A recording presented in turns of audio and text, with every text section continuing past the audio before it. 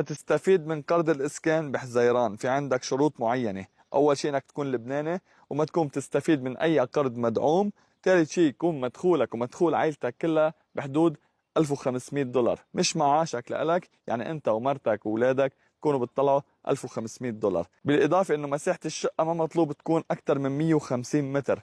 كمان ما يكون عندك ولا شقة على الأراضي اللبنانية. وفيك تقدم الطلب أونلاين، وفيك تتصل على الخط الساخن 1620. وبالمبدأ حتكون طريقة الدفع مقسمة على 20 سنة بحدود تقريبا بالشهر $350. وطبعا بحزيران تذكروا انه في اسعار بيوت كتير حتطلع بسبب هذا القرار وبسبب قرض الاسكان. نحن بعدنا عم نحكي على قرض عم يتسكر بالدولار، ما حدا يفكر انه حتسكره باللبناني مثل ما كان يصير قبل، حيضل على الدولار. وبحب اذكركم انه شركة المراكبجي بتعرض عليكم شقق تقسيط وشقق كاش، باسكان او بلا اسكان.